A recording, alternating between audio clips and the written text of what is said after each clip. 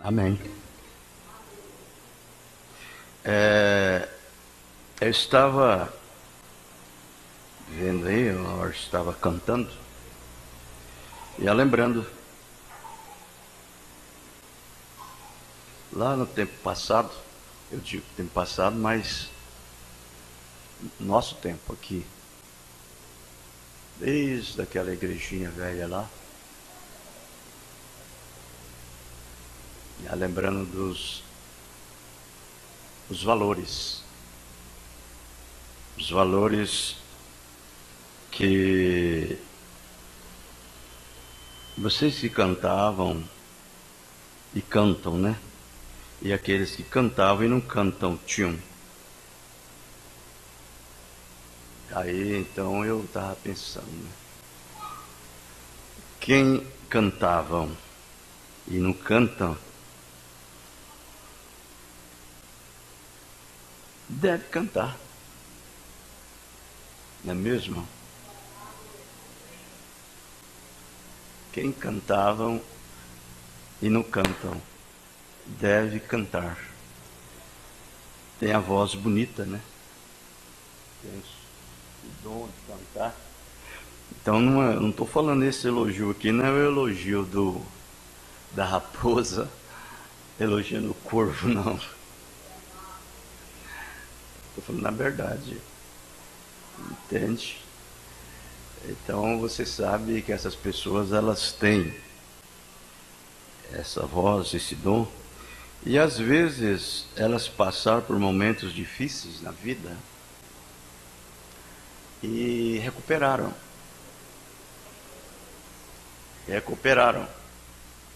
Então elas devem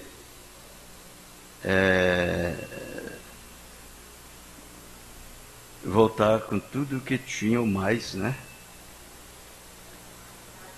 Em como uma verdadeira resposta daquilo que Deus fez nas suas vidas. Então, o segundo estado se torna melhor do que o primeiro. Isso é verdade. Agora é lógico, né? Você sabe.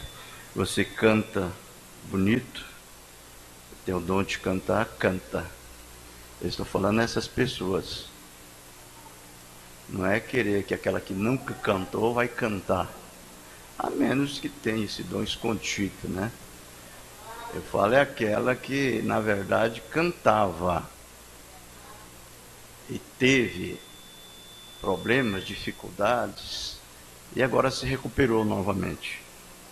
Então ela deve pegar isso de uma melhor forma possível que ela sabe e dar a Deus. Você não canta aqui, não é para a igreja, você canta para Deus. Você canta para Deus. Uma pessoa que vem e canta aqui para fazer uma demonstração pública, social, coitados, ele já vem derrotado. Você tem que vir saber que você está exaltando e adorando a Deus. Agora é claro, hoje Deus está na sua igreja. Ele está vivendo em seus filhos. Então eu não estou cantando aqui pensando, só Deus no céu que está me ouvindo. Não. Deus não está somente no céu, Ele está aqui nessa manhã. Está aqui nesta manhã. Então é uma responsabilidade muito grande. Porque eu não estou cantando para a carne. Eu estou cantando para a alma, para o espírito. E ele mora dentro, está confinado dentro da carne. Está materializado na carne. Então, quando você vai adorar a Deus, você vem com toda a sinceridade que você possui na alma. procura servir a Deus da melhor maneira que você sabe, que foi ensinado. Eu não posso acreditar, nunca acredito que nós como cristãos, nós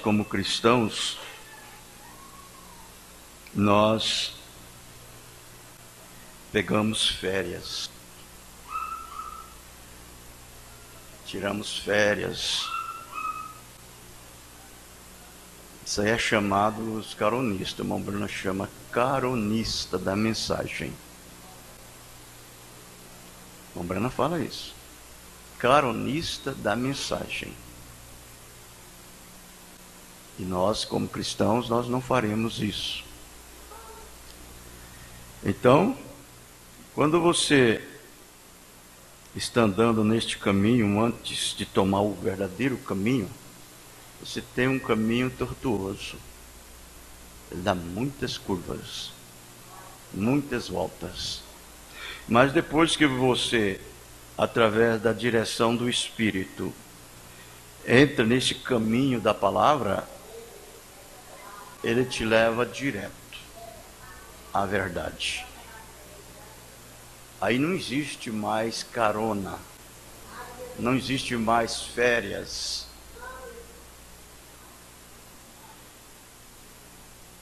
Eu acho que todo verdadeiro cristão, ele não jubila. Não existe jubilação para um verdadeiro cristão. Você morre, sai dessa vida com a espada na mão, lutando e batalhando. Não existe jubilar para o cristão. Não existe pegar uma carona até um lugar e parar ali e deixar o carro tocar direto. Não. Uma vez que você é um cristão, nascido de Deus, cheio do Espírito, acabou tudo para você. Agora é só Deus. E outra coisa, Deus, ele não é um espírito finito, ele é um espírito infinito. Ele é eterno. Agora você medite nisto, com esse Deus eterno vivendo na sua vida. Você não tem mais vida com fim. Você tem vida infinita. Você tem vida eterna. Não é mesmo? Então essa é a maneira dos verdadeiros cristãos. Então, eu estava pensando, né? Você obteve uma experiência com Deus? De tudo que você possui para Ele, não fica brincando e levando as coisas como que tirar férias, brincando com coisa certa, coisa correta. Deixe eu deixar isso aqui para outro, cantar. Eu sim, eu estou aqui porque na verdade eu não tenho para mim assumir minha responsabilidade aqui. Então, digo que vocês veem eu sair daqui da frente, eu estou fazendo uma coisa correta. Eu não canto aqui porque eu tenho, de jeito nenhum. Só que tem uma coisa, eu estou cantando aqui, do jeito que Deus está me ensinando, eu estou procurando aperfeiçoar naquilo. Eu não estou importando se eu vou cantar daqui mais um dia, se eu vou mais um mês, daqui mais um ano, ou do dia que eu vou parar, eu não sei, Deus sabe. Mas eu quero dizer a vocês, eu quero empenhar com muita consideração, com muito caráter. O que eu estou fazendo para Deus, eu quero fazer com carinho, com amor, com dedicação. Eu detesto fazer as coisas pela metade para Deus. Eu detesto. Então, quando eu vejo as pessoas fazendo as coisas pela metade, eu me sinto mal. As minhas entranhas faz bem assim dentro de mim. Eu não gosto disso. Deus nunca nos fez meio santo. Ele nos faz santos perfeitos. Ele nunca nos fez meio filhos. Ele nos faz filhos verdadeiros. Esta é a verdade. E aí então você fica olhando as pessoas, como elas são, e aí então você fica desinquieto no lugar delas. Você entra em pânico. Então eu não gosto disso, eu não gosto de fazer e nem gosto de ver ninguém fazendo. Isso é verdade. Então eu estou aqui em itinerário, mas eu estou procurando fazer da melhor maneira. Nunca fui um líder de cântico, nunca vocês é consciente. Quando eu estava naquela igrejinha velha, eu fazia tudo. Eu fazia tudo naquela igrejinha velha. A igrejinha velha no sentido lá, né? Você sabe. Fazia tudo. Mas, ainda assim, ainda tinha muitos ainda que eu punhava lá para cantar. Irmão Ribamar foi líder de cântico, né, irmão Ribamar? Irmão João Queiroz foi líder de cântico, né, irmão João Queiroz? E tem mais aí que eu pus para cantar lá. Irmão Ismael, eu pus para cantar lá. E quem mais? Irmão Leondas, né? Cadê o irmão Leondas? Está aí? O irmão Leondas não está aí. Eu também pus irmão Leônidas. Então, eu sempre estava experimentando, porque eu sei, o diácono é um diácono, um administrador é um administrador, o líder de cântico é um líder de cântico, um auxiliar de púlpito é um auxiliar de púlpito, um co-pastor é um co-pastor, o pastor é o pastor, o tocador é um tocador. Agora o tocador ele pode cantar, ele pode tocar, desde que Deus dá essa sabedoria, esse dom para ele, pode fazer. Ele não pode, o que não pode fazer é o pastor, é o líder de cântico, é o diácono, é o administrador. Porque se subir a chupar a cana as duas vezes, não tem jeito. Não tem jeito, né? Mas, até as coisas caem em ordem, você é obrigado a fazer. E foi aonde me forçou a barra. Eu estou aqui. E eu estava dizendo, eu não sei, eu peguei amor em cantar. E você tem que fazer com amor. Se você não tem amor para fazer, Deus não aceita isso. Então eu tenho absoluta certeza que eu não estou fazendo contrário à vontade de Deus isso daqui. De cantar com vocês. Até Ele abrir um sinal verde para mim sair disto. Porque enquanto eu estou aqui, Ele está apoiando em mim unção, inspiração e amor para fazer isso. Eu amo cantar. Agora não quer dizer que eu sou obrigado a seguir ser um líder de cântico. Mas enquanto Deus me pôs aqui para me assumir essa responsabilidade como um strep, eu faço com amor. Eu faço com carinho, eu faço com dedicação. E parece que Deus está me abençoando. Dentro dessa parte, Ele sabe do meu coração. Ele sabe qual é a minha intenção, que eu não tenho intenção de ficar aqui. Nesse ofício de líder de cântico. Mas até Ele, por um aqui, eu fico. E faço com carinho e com amor. Mas eu quero que Ele ponha. Eu não quero esses líderes de cântico mais que canta aqui. Eu quero um líder de cântico que vive o que canta. Isso é a verdade. Um líder de cântico que vive o que canta. Esse líder de cântico que canta aqui e fica vivendo uma vida trapaçosa lá fora, eu não gosto disso. Eu não aceito isso. E como todos nós, o irmão Branco disse, o pastor ele deve pregar o sermão e viver aquele sermão que prega. O pregador deve pregar o sermão e viver o que prega. Isso é verdade. Então esse pregador que assume aqui, se ele não viveu o que prega, é melhor parar de pregar. Melhor parar de pregar. Prega não. E cantar não é diferente não, é a mesma coisa.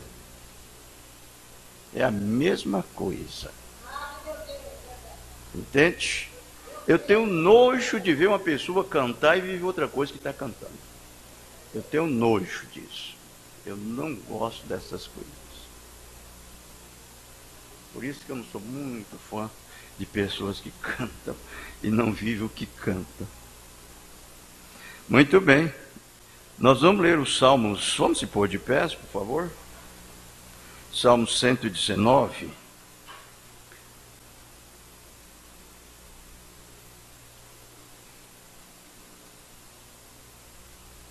A excelência da lei do Senhor e a felicidade daquele que observa. Bem-aventurados que trilham caminhos retos e andam na lei do Senhor.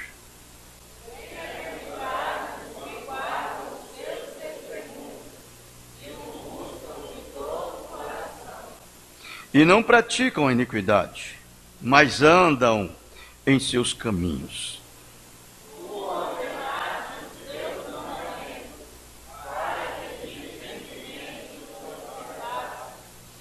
Tomara que os meus caminhos sejam dirigidos de maneira a poder eu observar os teus estatutos.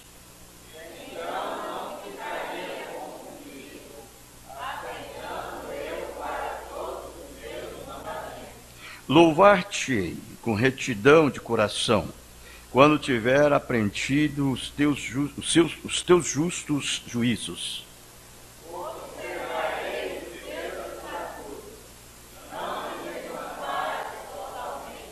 Como purificará o jovem o seu caminho? Observando conforme a tua palavra.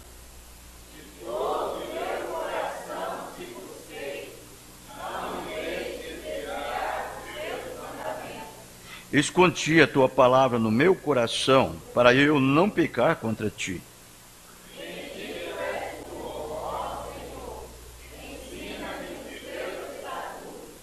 Com os teus lábios declarei todos os juízos da tua boca.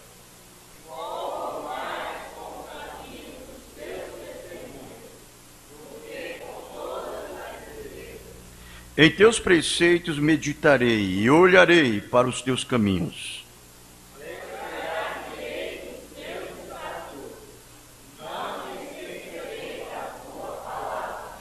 Faze bem ao teu servo, para que viva e observe a tua palavra.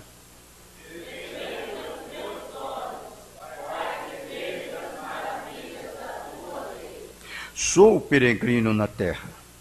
Não escondas de mim os teus mandamentos.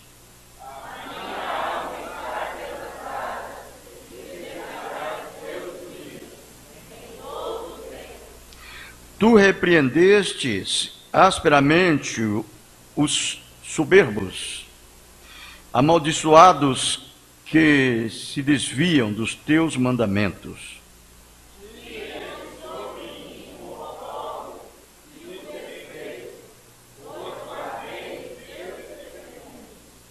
Enquanto os príncipes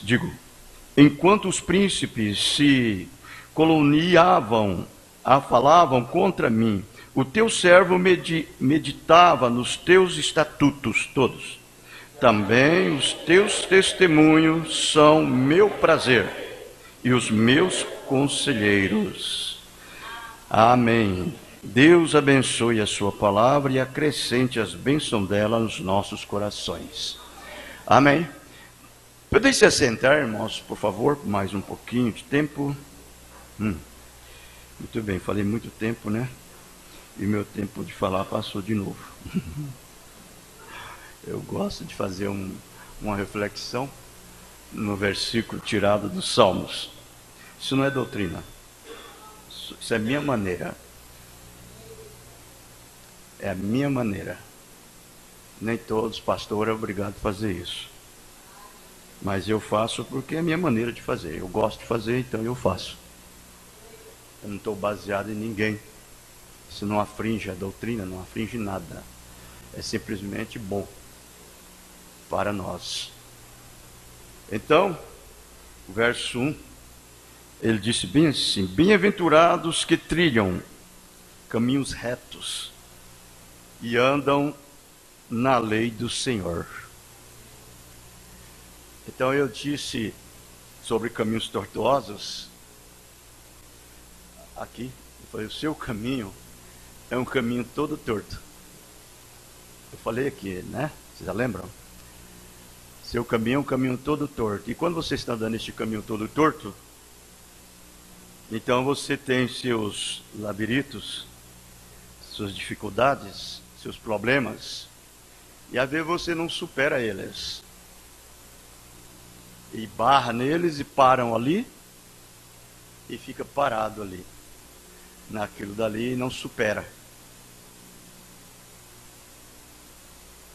Então, isso daí chama-se caminho torto, caminhos tortuosos. Então tem pessoas que têm dificuldade com outras. Tem irmão que tem dificuldade com o irmão, tem irmãos que têm problemas com outro irmão, tem irmãos que guardam determinada... Como é que é, irmão? Fala. Antiquado não é. Hã? Não é rancor, não. Guarda-se um determinada... Aqueles velhão. Ele não é velho, mas ele tem aquele negócio de velho. Não é antiquado, é sistemasia, né? Sistemático, aquele irmão sistemático. Ele é novinho, novinha e é sistemática. Eu sou sistemático. Guarda aquilo dali naquela sistemasia, e às vezes tem coisas que ele nem fala com o outro. E o outro vai e fala, fulano acho que está de beiço virado comigo. Não fala comigo. Daquela pessoa, ela é muita tem essa sistemasia de velho, calado, não fala com ninguém. Outros carregam assim aquela intimidez, a intimidez, tem muita vergonha de falar. Se você não conhece aquela pessoa, você pensa que ela está mal-humorada com você, mas é a forma dela, aquela intimidez, né? Tímida, né? Isso que eu quero dizer, tímida, é isso mesmo, né? Tímida. Eu não sou professor, eu não sei, eu simplesmente vou falando as palavras, mas nem sei se eu falo certo, né? Será que nem eu estou chamando aqui de diferente? Aí então essas pessoas são muito tímidas. Aí, e se dois tímidos se encontrar, meu Deus, aí pronto, você pode sentar os dois num banco, vai ver até que a Porto Velho não deu uma palavra um para o outro, calados, tem até vergonha de olhar para o outro, baixa a cabeça, desse jeito, muito tímido, né?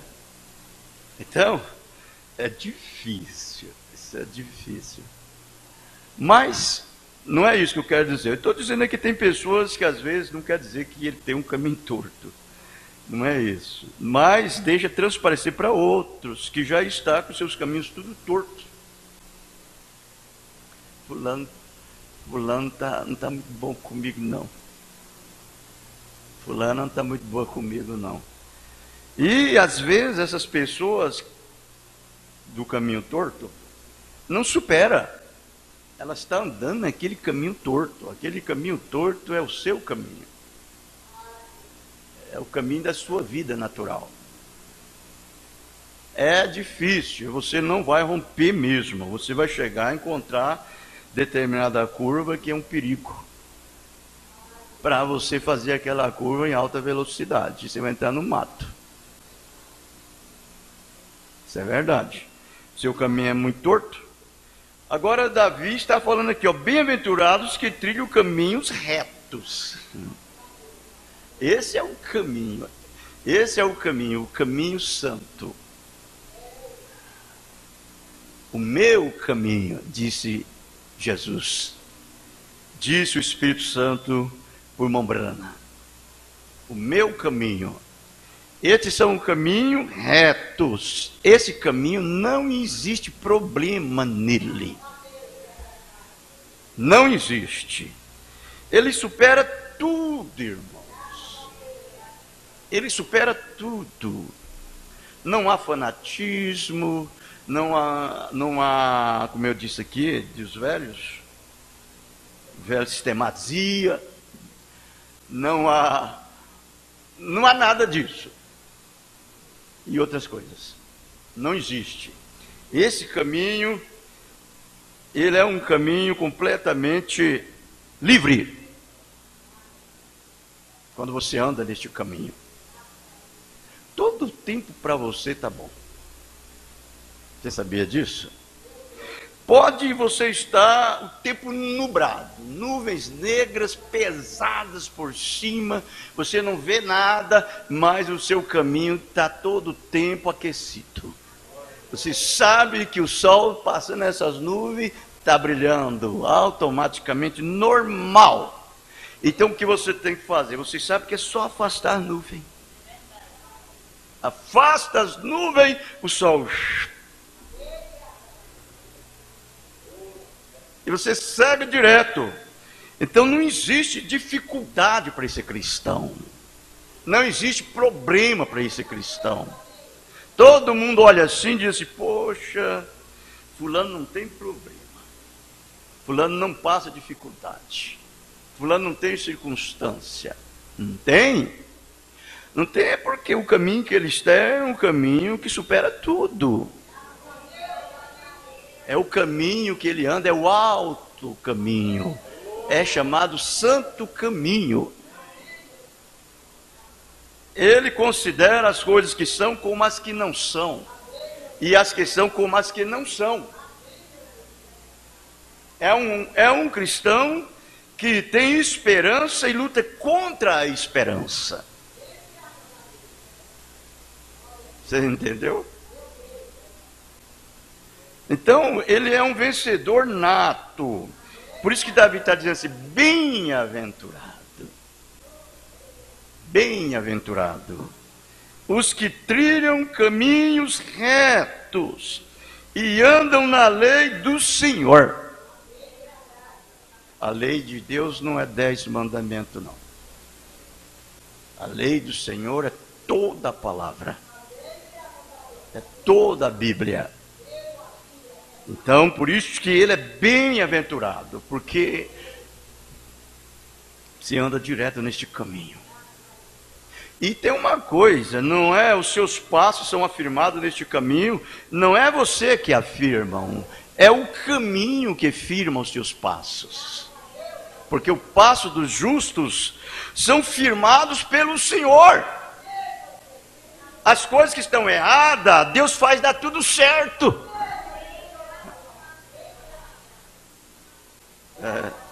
O irmão estava me falando da irmã Jéssica, que é sua esposa, né, irmão? Ela chegou a hora de dar à luz a criança e o seu bebê estava sentado no colo, no seu útero. Na hora de nascer, agora, nasceu normal. Você entendeu? Nasceu normal, sem nenhuma complicação. Quem foi que fez isso? Foi Deus. Foi Deus. Então não existe nada tortuoso para o cristão. Ele trilha o caminho reto. Essa é a maneira, irmão. Se você for fiel à palavra de Deus, a palavra continua fiel com você. É por isso que você vê crente cheio de picuinhas, cheio de tantas coisas. Eu vou te falar, isso é difícil. Até para você tratar com essas espécies de crente. Você tem dificuldade. Ele tem o seu próprio sistema, uma sistemasia fora de sério. É como eu disse, é novo, mas parece velho. Você entendeu? É aquelas coisas todas. E é difícil. Mas quando você é esse tipo de crente, tudo está bem. É o bem da sunamita. A criança morta, colocada em cima da cama do profeta, chegou ao profeta, e ele perguntou, está tudo bem com a senhora? Tudo bem. Está tudo bem com seu marido? Tudo bem. Está tudo bem com seu filho? Tudo bem. E o filho morto. Mas ela sabia que estava bem porque ela tinha encontrado o profeta. Então os problemas acabou. Você encontrou esse caminho te encontrou. Você está andando nesse caminho, esse caminho está te conduzindo. Está tudo bem. Não é mesmo? Deixe aquelas bobeiras para lá. Aquelas bobagens, deixa aquelas coisas para lá. Não, isso aí não faz efeito na minha vida. Eu sou um homem diferente, sou uma mulher diferente, sou um rapaz diferente, sou uma moça diferente. Agora o que influi na minha vida é Cristo. Ocupou o lugar dessas coisas e acabou tudo.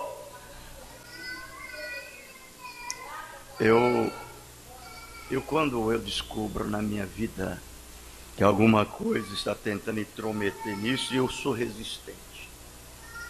Eu não dou minha mão à palmatória de jeito nenhum. Eu luto até o finalzinho.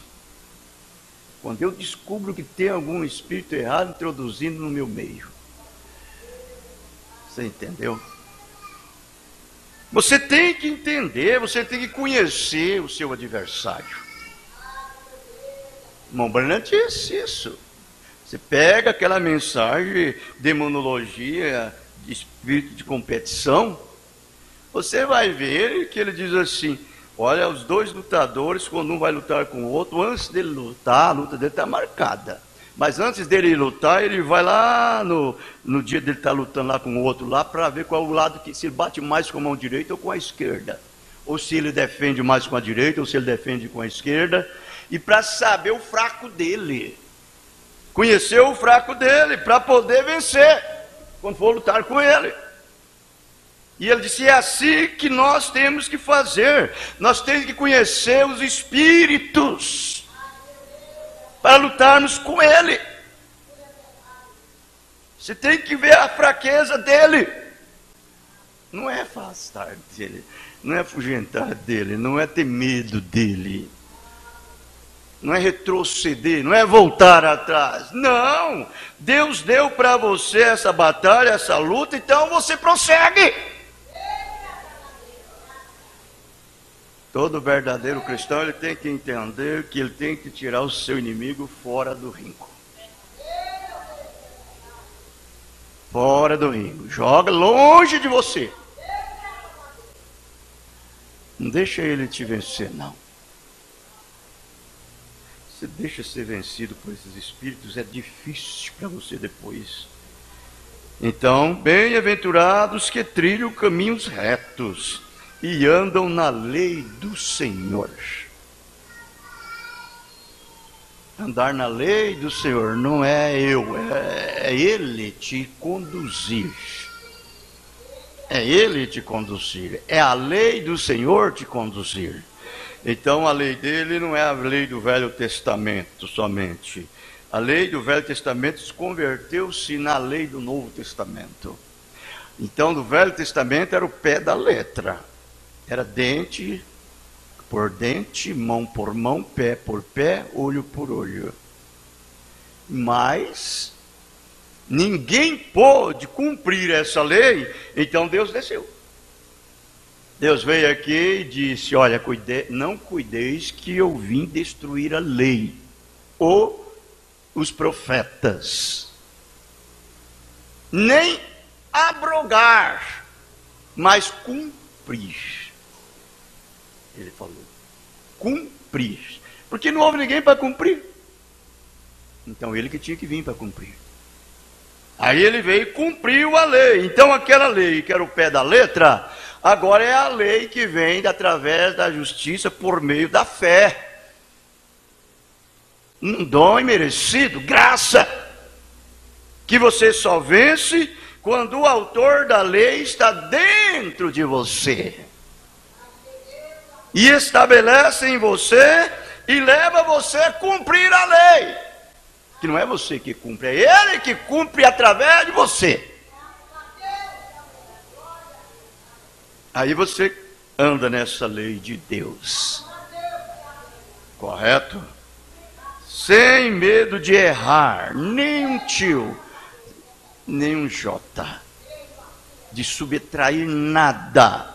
Pode confiar em Deus e creia na graça do Senhor, e você é o maior cumpridor da lei.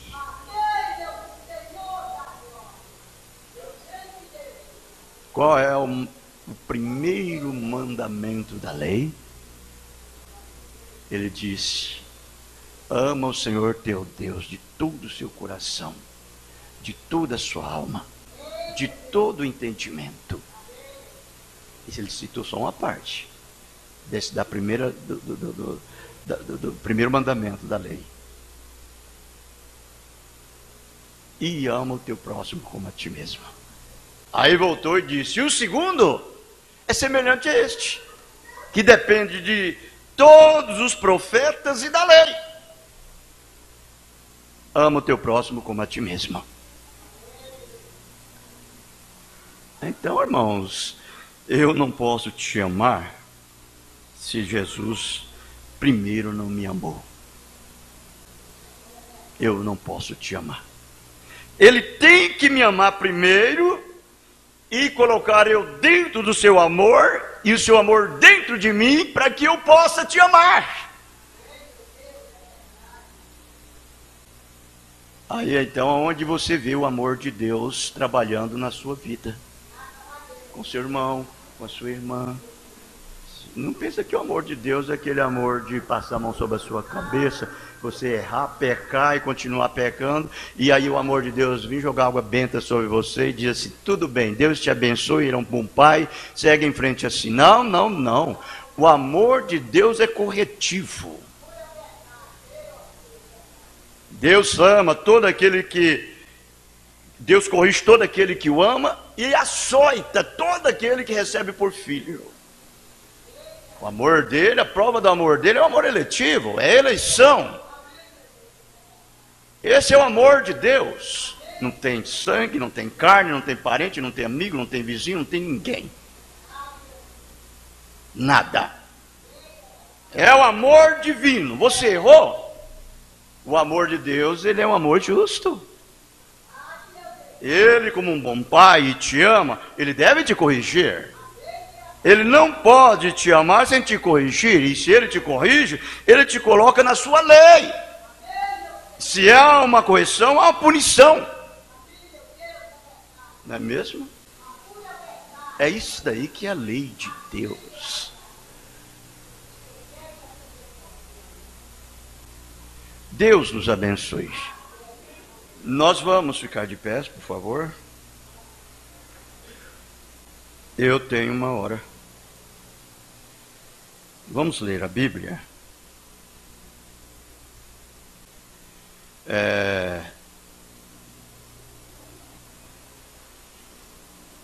Apocalipse 3, verso 9. Verso 9.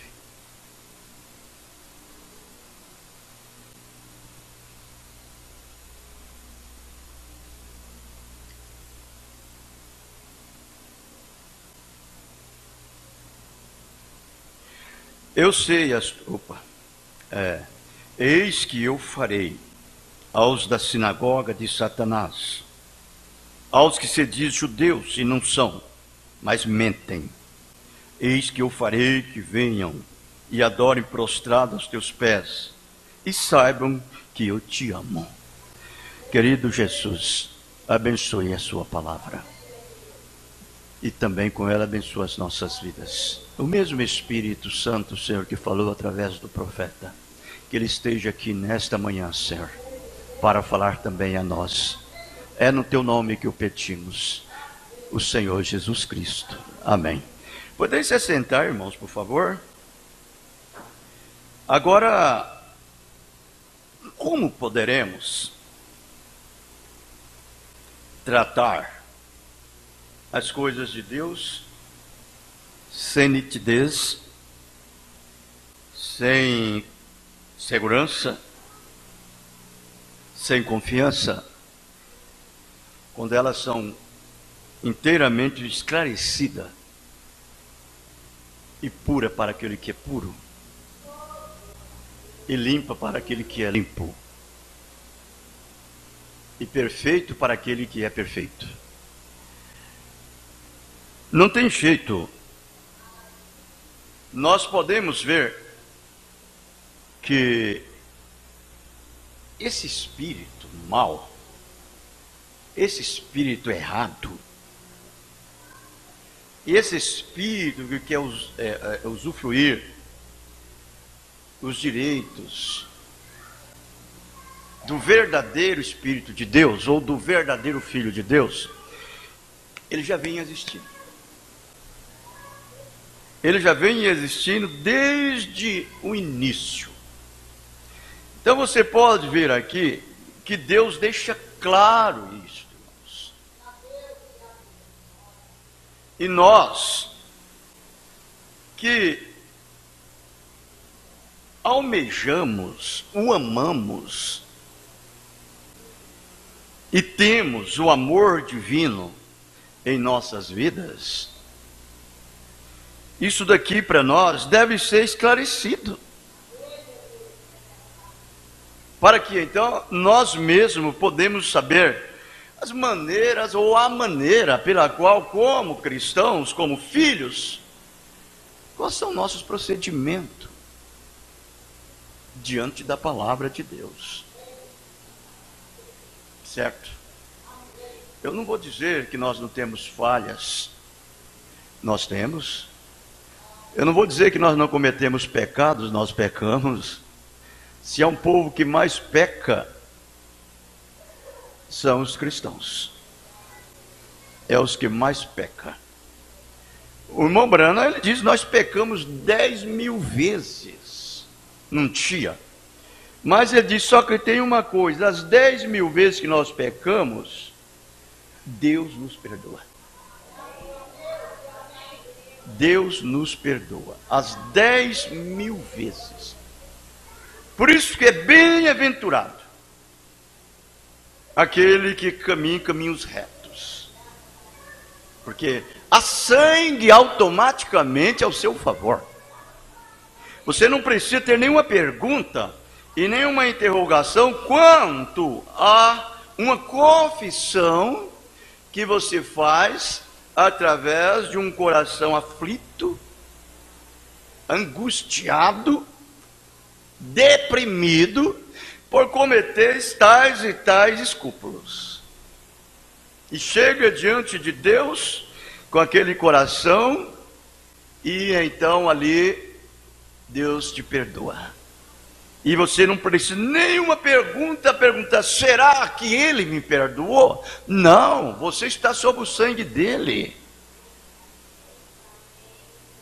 Automaticamente aquele sangue foi colocado sobre aquele escrúpulo que você cometeu, aquele engano, aquela torpeza. Você entende? E você continua na presença dEle. Quando ele disse a Abraão, Abraão, sede perfeito na minha presença. É graça, porque qual homem que pode ser perfeito? Ninguém. Não existe, irmãos, tais coisas. Um homem nascido de mulher que veio ao mundo falando mentira, formado em iniquidade, concebido em pecado, nunca ele pode ser perfeito na vida. E agora Deus pediu a Abraão, sede perfeito na minha presença. Que é exatamente o que Ele está pedindo a cada um de nós. Essa perfeição. Ele exige isto, e Ele não pode exigir de mim, de você, de nós essa perfeição, se Ele não nos der. É a perfeição de Deus em nossas vidas. Então a minha perfeição não é minha, é a dele. A sua perfeição não é a sua, é a dele. Então não me importa quantas falhas você cometeu. O que te importa é que você tenha a revelação do sangue de Cristo. É isso que te importa. E segue em frente, crendo na sua perfeição, que você é perfeito na presença de Deus, porque o sangue lhe faz perfeito, sem pecado. Bem, então, essa é uma condição verdadeira e justa, de que você não está enquadrado dentro dessa semente como mentiroso. Como mentiroso. Você entendeu? Porque na verdade você nasceu. Você sabe de onde você foi tirado dessa rocha. Você nasceu dela. Você tem vida. E a vida que você tem não é a sua vida, é a vida dele. O teu espírito não é o seu, é o espírito dele. A pessoa mentirosa é aquele que diz que é crente e vive outra vida. Esse é o mentiroso. Esse é o mentiroso. E procura tampar o sol com a peneira. Não tem jeito de você ter esse espírito de retidão e viver uma vida pervertida. Não tem jeito. Você nasceu ali para ser perfeito. Não é mesmo? Então o profeta disse assim, paramos no parágrafo 107. Ele disse bem assim: agora podemos notar imediatamente que este problema do falso judeu ou falsos crentes já existia na segunda era. Estes que falsamente se denominavam judeus e apareceram logo após a primeira efusão da primeira era. E agora aparece de novo na segunda era após a reforma. Então você sabe que a reforma começou com Martinho Lutero. Foi na era de Sardes. Agora nós estamos depois da era de Sardes, e é a era de Filadélfia, que é a era de Filadélfia, a segunda era. Então esse espírito, você vai ver que ele diz que já vinha desde a primeira. Desde a primeira. E ele passou por todo aquele tempo. E quando chegou na reforma, ele apareceu de novo. Ele apareceu de novo. Esse espírito é terrível. É o pior espírito que existe para você labutar com ele. É o espírito que diz e quer chamar uma originalidade que não é dele. É um falso. É horrível. Essa madrugada eu tive um sonho. Eu dormi de madrugada e tive um sonho. Eu deparei com um povo, com um pessoal, uma família muito boa. E essa família me recebeu e era agradável tudinho. E de acordo com como eu ia conversando com ela e falando com ela, eu descobri que ela era do ismo. Eu descobri que era do ismo. Eu não disse nada. Eu estava na casa dela. Ela me ofereceu comida, me ofereceu posada, me ofereceu tudo. Eu não disse nada, mas eu descobri. Eu discerni o espírito que era do ismo. Foi um sonho que eu tive. Eu não vou dizer que eu não posso encontrar com essa família, não. Mas o dia que eu encontrar, eu sei quem é ela. Porque eu conheci ela. E ela me tratava que era uma beleza. Mas tinha um espírito errado. Eu também não disse nada. Eu simplesmente saí fora, despedi dela e fui embora. Eu não disse nada. Simplesmente eu só disse o que eu queria dizer, que não viesse maltratar a ela. No sonho. Então, você sabe, você conhece as coisas. Então as pessoas não te enganam. Você sabe o tipo de pessoa que você está entrando em contato com ela, você está conversando com ela, você está tendo companheirismo com ela, você sabe. Você entendeu? Então vejam bem, irmãos, ele falando aqui. Esse espírito já havia na falsa, lá na primeira era, agora aparece na segunda, a era de Filadélfia. E a era de Filadélfia, ela era uma era de separação. A era de Filadélfia era uma era de separação. E por ser uma era de separação, então ela é uma era mais clara do que a era de Sardes. Muito mais. Porque ela é uma era que exigirá de você uma nitidez da sua vida de santidade. Entende? E esse espírito, eu vou lhe te contar a verdade, ele é terrível. Então ele diz assim, dificilmente isso seria um fato acidental. Na verdade, não é um fato acidental. É um princípio de Satanás. Esse princípio é organizar-se e alegar originalidade e então ter direitos especiais e privilégios.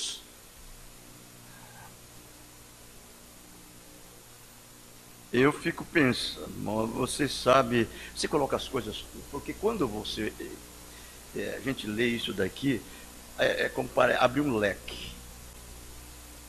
Você entendeu? Vem. Se você parar aqui para dar a falar de cada aquilo que vem, nós passamos o dia inteiro só falando disso daqui. Você entendeu? Porque aquilo vem, abre um leque. Deixe-me lhe mostrar. Lá na era de Esmirna, essas pessoas mentiam e diziam que realmente eram judeus ou crentes, quando seguramente não eram. Não eram. Olha, nós temos que entender, você tem que entender, todo verdadeiro cristão tem que entender. Ele tem que saber quais são as características do verdadeiro crente. Você tem que saber. É um direito que ele assiste, é um dever. Você tem que conhecer as características de um verdadeiro crente. Senão, você é iludido por esse espírito. Você é iludido por ele. Porque, na verdade, irmão, as características de um verdadeiro cristão, ele não é algo que vem de fora para dentro. Ele vem de dentro para fora. Porque isso está se originalizando semente que tem o mesmo sistema de natureza, de espécie, de vida que está no centro da semente. E a semente é a eleição, é a predestinação.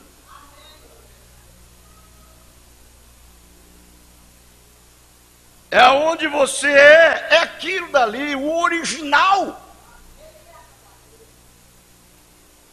E o crente mentiroso, a sinagoga de Satanás, ele mente. Ele recebe de fora. Aquilo não nasce de dentro, ele recebe de fora. Ele recebe de fora uma determinada unção, um determinado batismo manufaturado.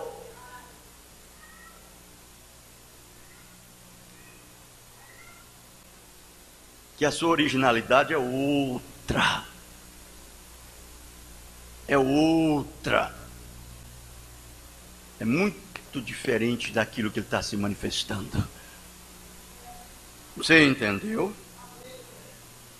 Por isso que você, quando tem uma experiência com Deus, isso pode passar 1 ano, pode passar 2 anos, pode passar 10 anos, pode passar 20 anos, pode passar 30 anos, pode partir do outro lado, você é mais e mais melhor.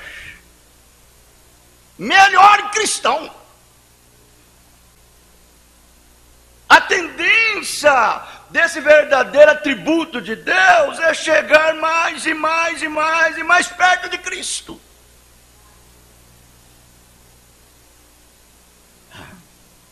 Não mudar, não diferenciar. Essa é uma característica dele.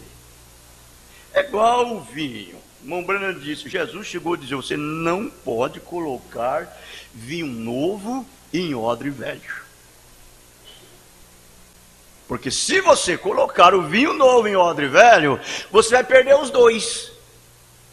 Você vai perder o vinho e o odre, porque quando aquele vinho novo, ele curte, aquele odre velho já está curtido, é um couro seco, não tem mais jeito de ceder, ele vai explodir. Então eles colocam-se vinho novo em odre novo. Amém? É por isso que Jesus alegou-se, tem que nascer de novo. Tem que nascer de novo. Nasça de novo, o seu odre é novo. E esse vinho que coloca em você é vinho novo. E cada dia vai passando, vai ficando mais gostoso. Melhor. Você sabe. Você entendeu? Isso aí é uma característica do cristão. Do verdadeiro cristão.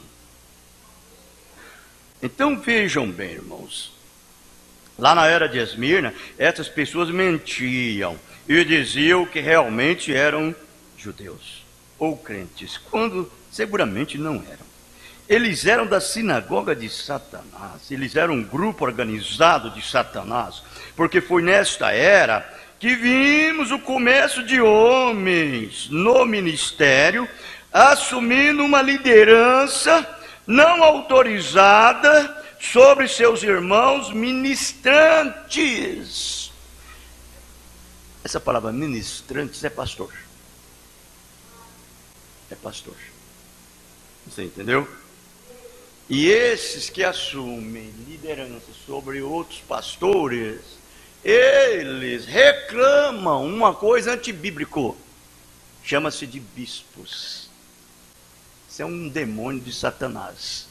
O bispo fulano, o bispo ciclano, isso é o pior espírito maligno que pode existir. E aí então coloca presidente em distritos, aí coloca, você vai para lá, e aí ele não deu certo, não, sai daí, vai para cá, aí parece que não deu certo, não, sai daí, vai para cá, e o homem fica sob o comando dele, parecendo um boneco. Você entendeu? Isso aí é maligno. Então Mombrana disse, bispos estabelecidos em distritos, sobre anciãos. Essa palavra ancião, irmãos, ela não quer dizer só de velhos, não. Um ancião não quer dizer só na ordem cronológica de idades. Mas ele pode ser um ancião na ordem cronológica de experiência com Deus. E ter uma idade e ser uma pessoa nova. Você entendeu? É um ancião. E ele é uma pessoa nova, fisicamente falando, mas espiritualmente ele tem uma experiência de Deus. Ele se torna, é um homem sonzonado, é um homem maduro, é um homem controlado, é um homem sóbrio. Não é levado por várias doutrinas, por vários pensamentos. Ah, porque fulano de tal fez, ele é um homem direito, ele é um homem santo, ele é isso, eu também vou fazer. Isso aí prova que você não é um verdadeiro ancião de Deus. Entendeu? Homem que é guiado por outro homem. Homem que é dirigido por outro homem. Você tem que ter sua experiência com Deus. Não me importa quem seja aquele homem. A coisa inteira não está baseada em homem, está baseada em Deus. É na palavra.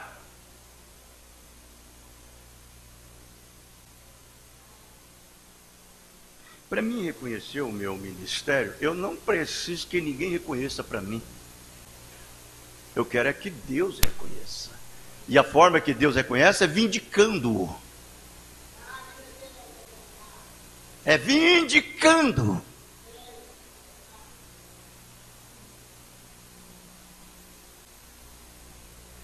Você sabe que pastor é pastor. Agora, pastor de ovelha é uma outra coisa. Ele tem que ter ovelha para rebanhar. Ele tem que ter ovelha para rebanhar. E eu vou dizer a verdade, eu estou com quase aqui de púlpito, 30 anos. Aqui estou com 27. Não é isso? Só que mais 2 anos em Manaus. São 29. E mais 2 anos em Colorado do Oeste. 31 anos de ministério. Mas vocês nunca viram mudando a minha mensagem. Eu sempre pastorei o meu rebanho com as mensagens do profeta. O que está aqui. Para mim não me importa quem fala lá fora, o que quer dizer isto, aquilo. Eu quero saber o que o profeta disse. Isso daqui que é alimento de ovelha. As minhas ovelhas conhecem a minha voz. Eu conheço as minhas ovelhas. Sei quem são as minhas ovelhas. Vocês não pensam que eu sou iludido com todo o grupo que é minha ovelha? Não sou não. Eu sei quem são as minhas ovelhas. Elas me conhecem e eu as conheço.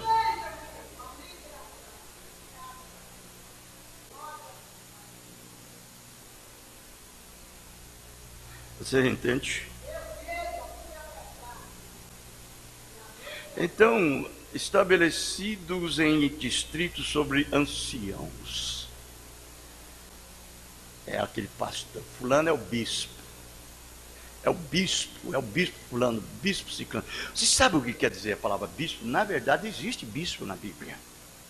Que é correto. Existe sim.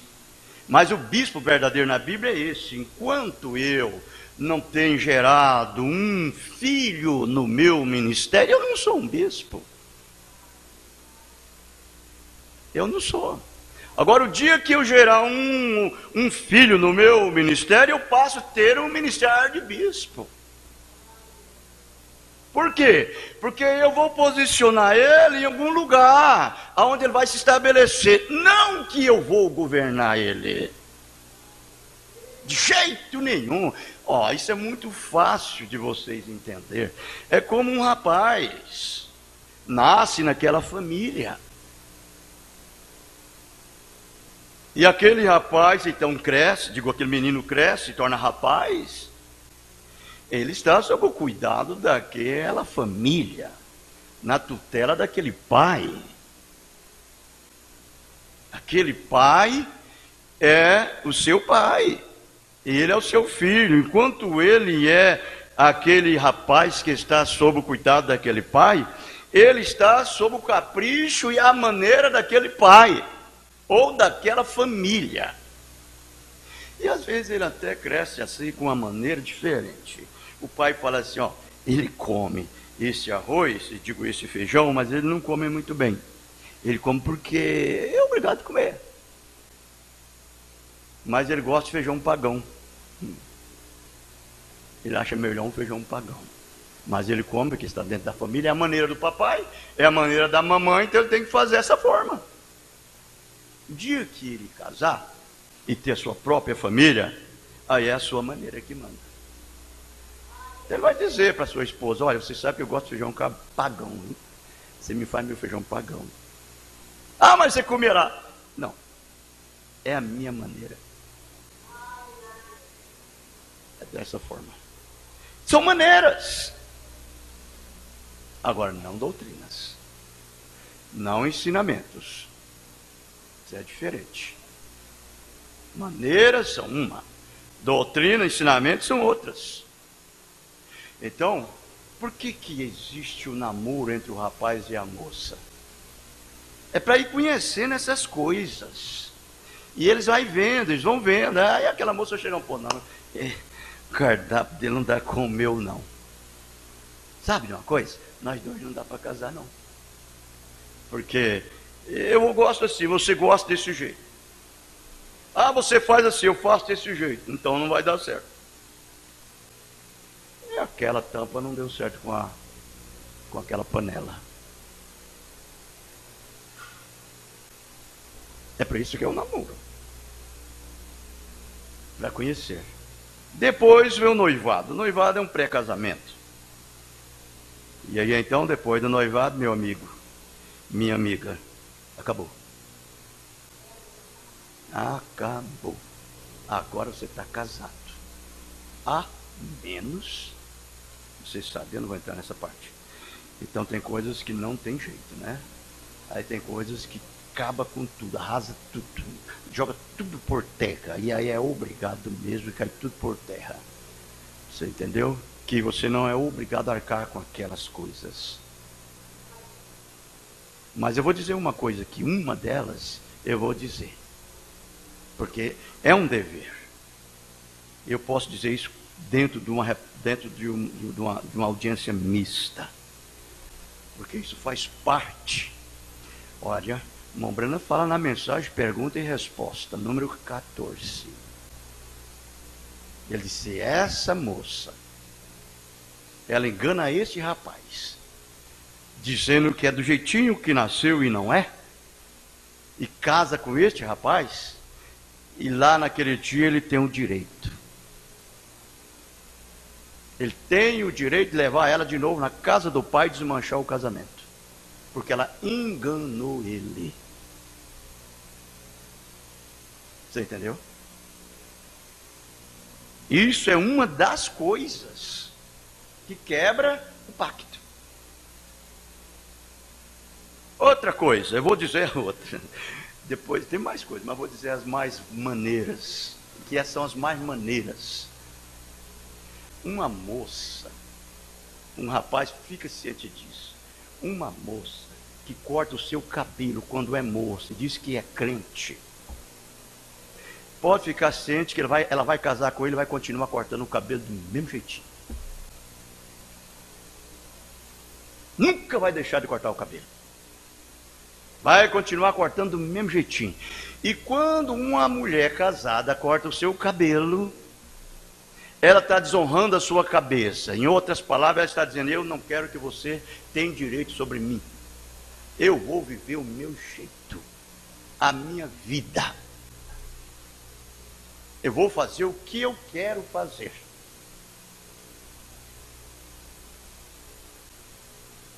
Mombrana disse, esse rapaz tem direito de divorciar com ela. Não pode casar com outra, mas tem o direito de divorciar.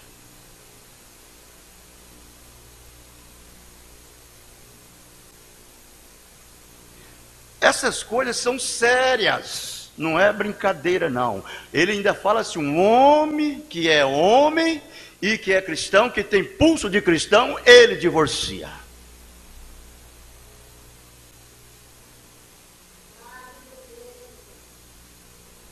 Porque uma mulher fazer uma coisa dessa, o que mais que ele governe sobre ela? Ela está disposta para qualquer outra coisa. Acabou.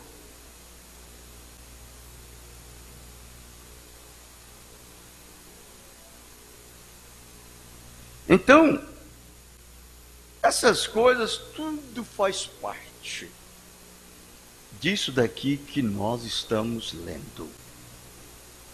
Sinagogas de Satanás alegam a originalidade de cristãos, mas mentes. São mentirosos. Você entendeu? E olha, irmão, eu sou muito sério com isso. Se você quer ver uma pessoa séria com essas coisas, sou eu. Eu encaro estas coisas entre a vida e a morte. Não me importa o quanto as pessoas encaram, passando um pano quente por cima, tampando o sol com uma peneira, mas eu encaro do jeito que o irmão Brana encara. É a palavra. Porque, na verdade, eu vou dizer, para nós que somos cristãos, para nós não importa. O morrer é ganho. O viver é Cristo. O que me importa? O que me importa é estar firmado nessa rocha. É reconhecer a minha originalidade, de onde saí dela. Eu nasci dela. Essa rocha é perfeita.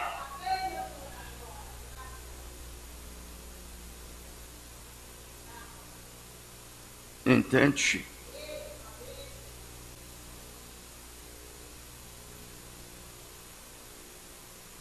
Então vejam bem. Ele disse: essa era nos deu um casamento da igreja com o Estado. Com o Estado. Com o poder do Estado lhes dando suporte à igreja, era liderada, ou liberal e fisicamente invencível. O Estado dando suporte. Ela se tornou dessa forma. Entende? Porém, Deus quebrou esse domínio.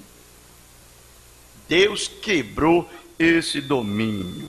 Então eu vou dizer a vocês, quebrar esse domínio, isso não significa outra coisa a não ser mudar aquela forma negativa, pervertida, parecida verdadeira, mas não é. Deus mudou isto para a sua originalidade. Ser um cristão original. Se é que você é original. Não voltar atrás. Agora, uma coisa importante que eu estava olhando é que essa era, que era a era de Sardes e a era de Filadélfia, ela foi uma era da reforma. Por isso, eles voltaram à organização, à denominação. Porque não era, na verdade, uma restauração, mas simplesmente uma reforma. Por mais que Deus quebrou esse domínio, através de uma mensagem limpa e pura, de Lutero, John Wesley, mas eles voltaram à organização. O profeta disse isso. Apesar do poder do Estado, e a reforma trouxe grande luz, mas o que aconteceu? Os luteranos se organizaram e se ajuntaram com o Estado, e novamente vemos a sinagoga de Satanás manifestada nesta sexta era. Nesta sexta era. Agora, evidentemente, este grupo, sinagoga, não diria que é de Satanás. Eles dizem que é de Deus. Aí vem as características. Aí agora vai vir as características que é de Satanás e que é de Deus. Eles não dizem que é de Satanás. Não, Senhor. Eles dizem que são de Deus. Mas mentem. Esses são os tipos desses crentes falsos.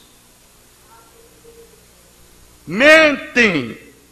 Porque aquele que é um verdadeiro judeu, isso é o que eles alegam ser, é aquele que é judeu interiormente no espírito. Você viu aí?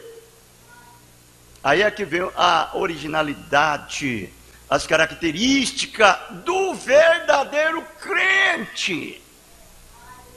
Não é esse que sofre um banho do lado de fora, é aquele que nasce por semente original.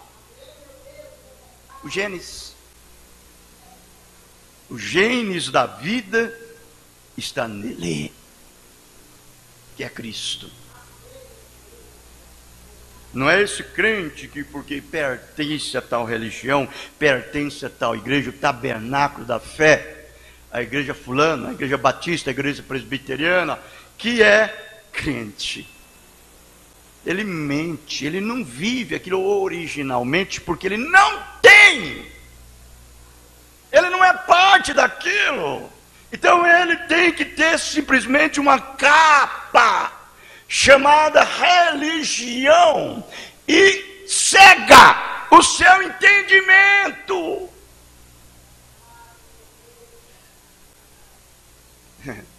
Você pensa que você passa diante dos verdadeiros e não passa. Nós temos que ser, irmãos, nós temos que ser fiel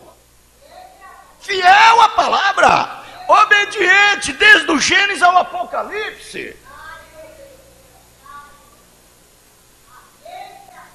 Ora, se eu sou parte da palavra, você é parte da palavra, a palavra é uma parte sua, olha, não precisa você forçar para viver ela vive por você.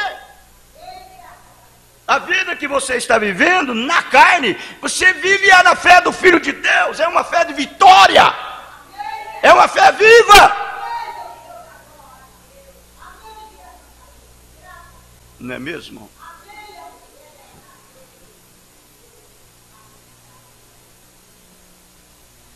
Portanto, se eles são falsos judeus, significa que são como Judas 19 diz, que não tem o Espírito. Não tem o Espírito. Tem um banho do lado de fora. É por isso que você vê esse tipo de crente assim. E sempre eu trago isso para os nossos dias, a hora em que estamos vivendo. A hora que estamos vivendo. Se quando o Evangelho veio para o Ocidente e veio para os Estados Unidos, através de William Branham, o profeta de Deus, começou lá, e ele disse que esse Evangelho seria pregado até o fim do mundo. O Evangelho do Reino. Olha, se existe um fim do mundo, é onde nós estamos. É aqui. Rio Branco é o fim do mundo. Você pega a estrada aqui que vai para o Peru, passa já para o outro lado do Mediterrâneo. Pega a estrada aqui que vai para Manaus, para Amazonas, está em Roraima, de Roraima já passa para o outro lado, Venezuela já passa para o outro lado do mundo. Retornando de volta à sua origem, que é os judeus. E quando esse evangelho fosse pregado até o fim do mundo, cumpriria-se. O que aconteceria? O grande advento do Messias. Ele virá, e nós subiremos a encontrar com ele nos ares, e o evangelho retorna para os judeus novamente. Veja, irmãos, então isso daí me deixa mais e mais preocupado em servir a Deus da melhor maneira que fui ensinado por Ele. Não importa se alguém vai me chamar isso é errado, isso é fanatismo, isso é legalismo, não me importa, o que me importa é a palavra. Eu sei muito bem quem tenho crido, e estou certo que Ele é poderoso para me guardar o meu depósito até aquele dia final. Essa é a maneira que nós devemos ser. Nós temos só um pouquinho de tempo aqui, só um pouquinho. Eu digo a você, é hora de você cortar todas as cordas do mundo. Corta. O tanto que você aplica para servir a sua vida natural, inverte ela para servir a Deus. Se você aplica 70% da sua vida natural, inverte ela, aplica 70% para servir a Deus. É igual aquele grande homem poderoso dos Estados Unidos, John Ford. John Ford, ele era batista, religioso, e ele foi o que fabricou o motor Ford. O motor Ford. E ele, sendo batista, ele era ensinado a dar o dízimo, ele dava 10% do dízimo dele. E ele era abençoado por Deus, e foi abençoado, e foi abençoado, e foi abençoado. Aí ele virou o contrário. Aí ele ficou com 10% e dava o resto tudo para Deus. Acabou que ele estava ficando com 10% e 90% ele estava dando para Deus. Eu digo a você, na sua vida cristã, meu irmão, que fica muito pegado nessas coisas materiais. Dê os 10% para suas coisas materiais e dá 90% para Deus. Venha servir a Deus, porque daqui uns dias Deus vai te recompensar.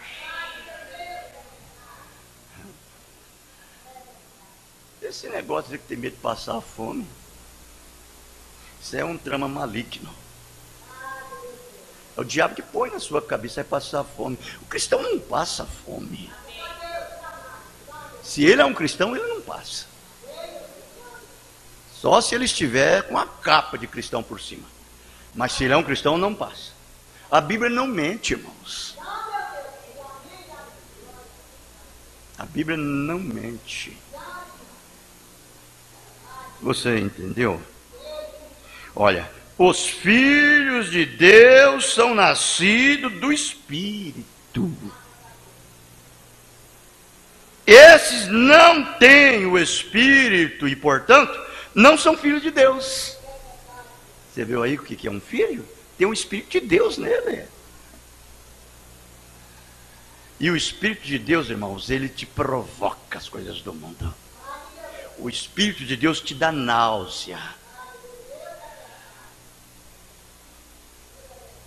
Então, não importa, fervorosamente protestem e o que se oferecem, o que se esforcem para tentar provar que eles estão mortos, eles são filhos da organização e estão faltando os verdadeiros frutos. Eles estão edificados sobre seus próprios credos, dogmas, doutrinas, e verdade que não está neles, porque têm tomado seu próprio conselhos acima da palavra de Deus. Eles é dono de si próprio, eles têm suas próprias maneiras, eles conduzem a si mesmo, eles guiam-se a si mesmo, eles lideram-se a si mesmo. Eles dirigem-se a si mesmos. Para eles não importa o que a palavra está dizendo. Eles mandam em si próprio. Eles são duros.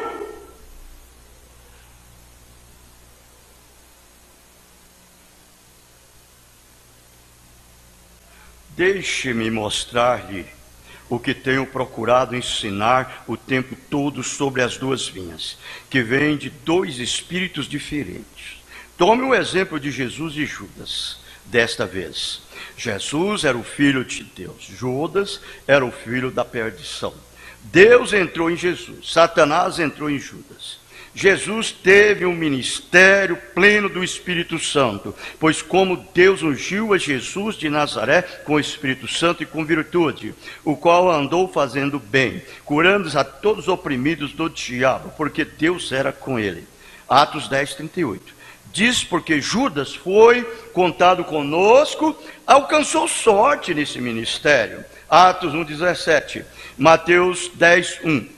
E chamando seus 12 discípulos, deu-lhes poder sobre os espíritos imundos para expulsarem e para curarem toda enfermidade e todo mal. Discípulos. Judas estava no meio. Judas estava no meio. Só que Judas não alcançou o batismo do Espírito Santo. Ele não foi ao Pentecoste. Aquele espírito que estava em Judas acompanhou todo o ministério de Jesus. Então ambos chegaram à cruz. Jesus foi dependurado sobre a cruz, dando de bom grado sua vida pelos pecadores, e encomendou seu espírito a Deus. Seu espírito foi para Deus.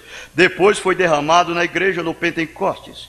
Porém Judas enforcou-se e seu espírito voltou para Satanás. Mas após o Pentecoste, aquele mesmo espírito que estava em Judas voltou para a falsa vinha, que cresce bem juntamente com a verdadeira vinha. Mas, note, o espírito de Judas nunca chegou ao Pentecoste. Ele nunca atingiu até receber o Espírito Santo. Ele não podia. Mas o que esse espírito de Judas buscava? Ele buscava a bolsa de ouro. Dinheiro. E você sabe, o dinheiro te desvia das coisas verdadeiras de Deus. Te leva a se preocupar com as coisas materiais de tal forma que as coisas de Deus perdem a serventia para você. E você perde até a fieldade com Ele. Não dá nem o que é de Deus para Deus. Não entrega o que é de Deus. Tem um amor pela bolsa. Eu estou falando isso, é porque eu estou falando sobre a bolsa de dinheiro. Ele é infiel. Ele assegura na bolsa de dinheiro. Eu vou dar dinheiro para pastor. Você não está dando para pastor, você está entregando o que é de Deus. Dê o que é de Deus, é de Deus.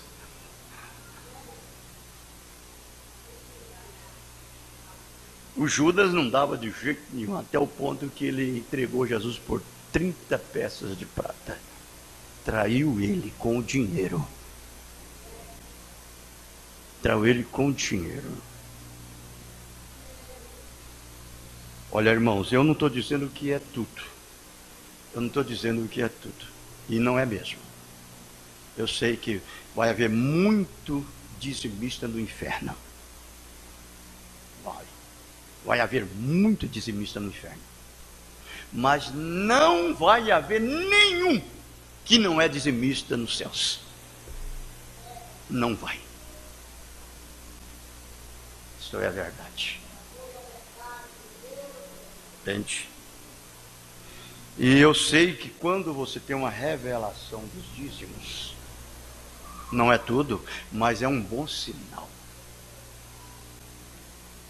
Quando você não tem, a revelação ela supera tudo. Nada faz com que você roubem a Deus.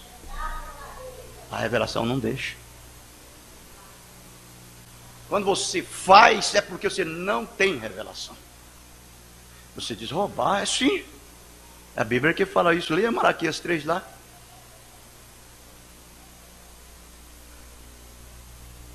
Roubar a Deus. Ele buscava a bolsa de ouro. Como ele amava o dinheiro. Ele ainda ama o dinheiro. Se ele anda por aí no nome de Jesus, fazendo prodígios, conduzindo grandes reuniões, e ainda assim, há mais importância ao dinheiro e às construções, e às instruções, e a tudo mais que tenha um conceito material. Observe bem esse espírito que está neles, e não seja enganado. Judas circulou como um dos 12, fez milagres também, porém ele não tinha o Espírito de Deus como propriedade sua. Essa palavra propriedade é bonita. Ela é profunda. Ela é profunda. Propriedade sua. Quando você compra uma propriedade que ela é sua, você compra. O que você faz? Você vai lá no cartório, registra um documento, uma escritura pública no seu nome, e ela reza as características daquela propriedade todinha. E ali então é assinado embaixo, reconhecido firme diante do cartório, diante do tabelionato. Essa propriedade é sua. originalmente. Ninguém tem o direito de tomar de você mais. Ninguém. É desse jeito que Deus faz com que é seu. Ele deu para você essa escritura pública, esse documento de propriedade.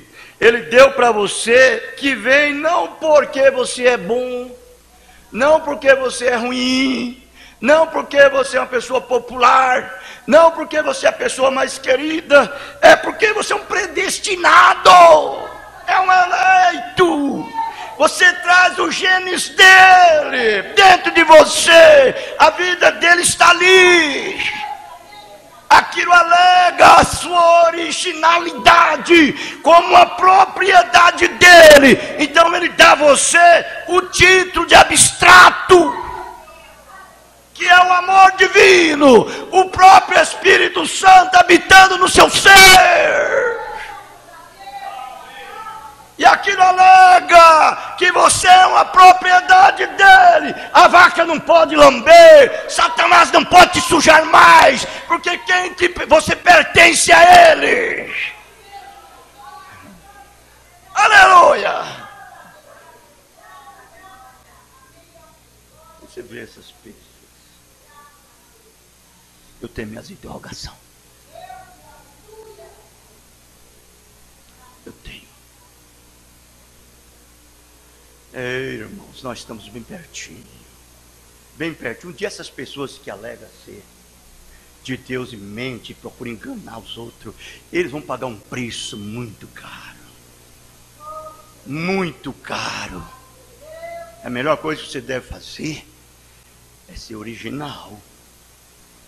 Ser original. Ele tinha de fato um ministério. Ele nunca chegou ao Pentecoste porquanto não era semente verdadeira. Ele não era um verdadeiro filho de Deus. Não, Senhor. E é dessa maneira agora, mesmo na sinagoga de Satanás. Não seja enganado. Você não será enganado se você for um escolhido. Jesus disse que você não seria enganado. E quando você não é enganado, você procura da melhor maneira fazer as coisas bem feitas.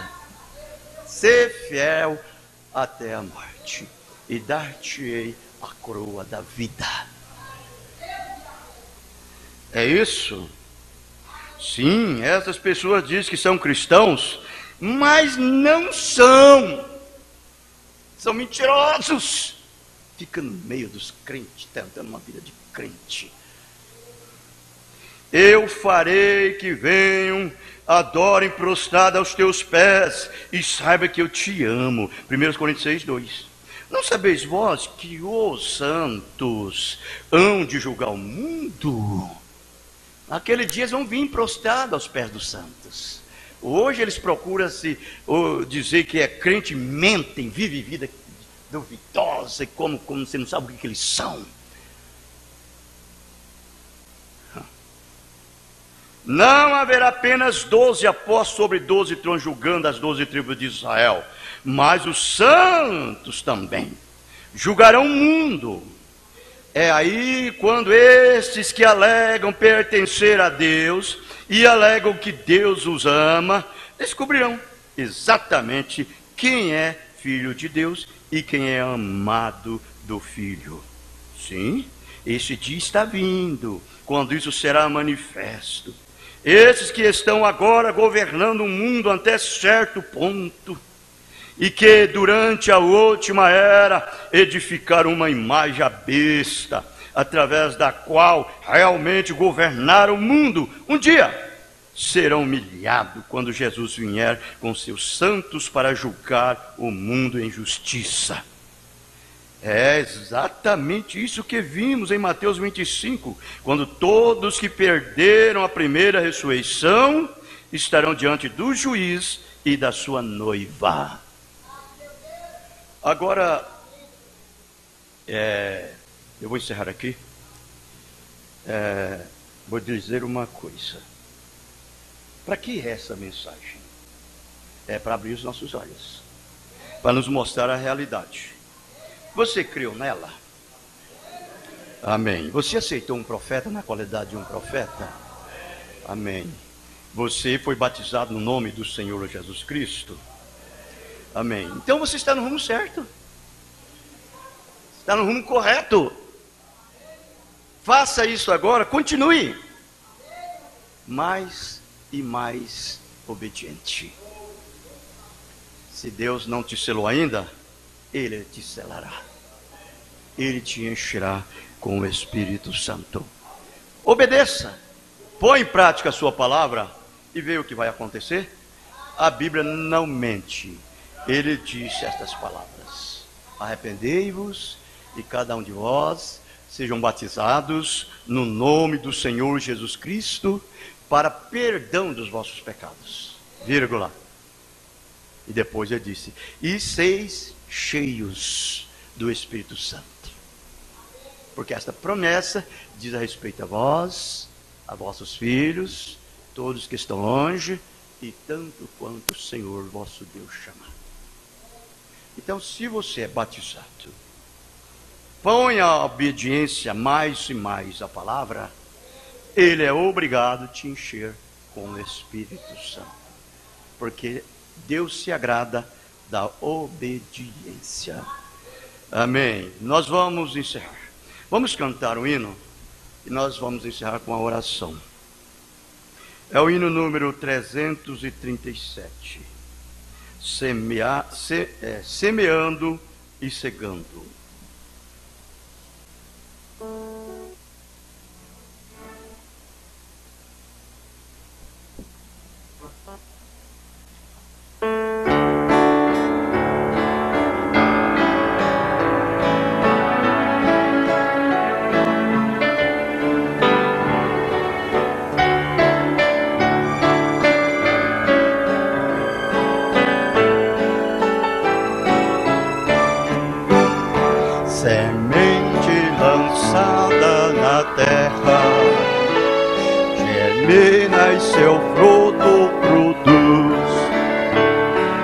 Nossas ações e palavras dão ceifa de trevas por luz. Que queres, ó irmão, cegar? A morte ou a vida será. Ó fruto de certo se colhe de tudo que se semear. Se pois tu semeias na carne, a morte eterna tu terás.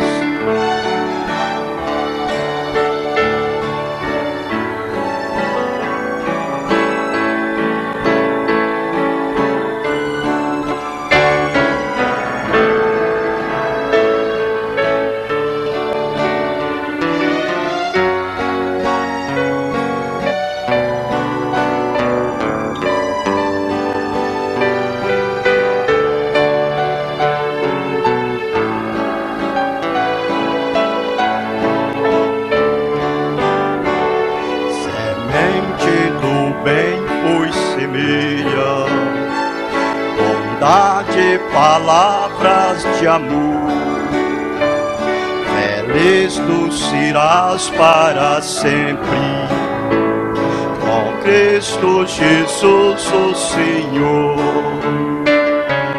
Que queres, ó irmão, secar? A morte ou a vida será. Ó fruto de certo se colhe de tudo que se semeia. Aleluia. Coisa boa, né? Não tem jeito de enganar. Semeia na carne, vai colher na carne. A carne não vai produzir vida eterna. A carne vai produzir uma separação eterna. Morte para sempre, eternamente. Acabou. Vai chegar um tempo que você vai pagar o último cetil e pelo assopro da boca de Deus será esquecido da memória eternamente de Deus. Você entendeu? Por isso que ele disse que queres, ó irmãos, cegar. A morte ou a vida será. O fruto de certo se colhe, de tudo que se semear. É uma coisa muito tremenda isso daqui. É muito tremendo. Você semeia só na carne, e depois você quer só bênção. Cuidado. E fica bravo, fica zangado. Fica nervoso, agitado. Parecendo um leão na arena. Se, pois, tu semeias na carne, a morte eterna tu terás. Você já pensou uma pessoa chegar o dia do arrebatamento, o dia do trono branco, ele ser julgado no trono branco e ser condenado? O que você vai ter na vida? Morte. Acabou. Morte, morte, morte, morte. Que morte?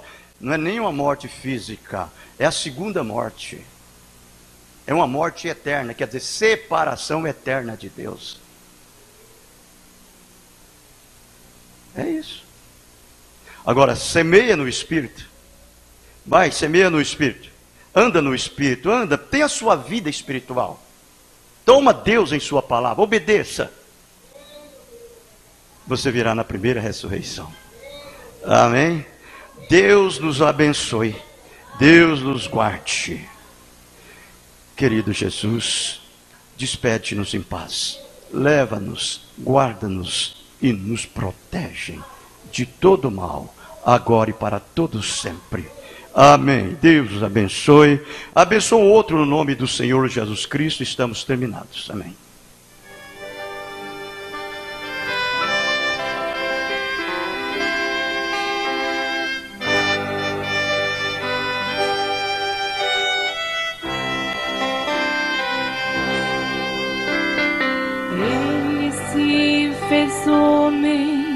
Mesmo sendo grande Deus, suportou afrontas pelo mal que era meu. Foi levado ao Calvário pelo povo que era seu. E ali crucificado foi Jesus pelos judeus. Gotas de sangue caíram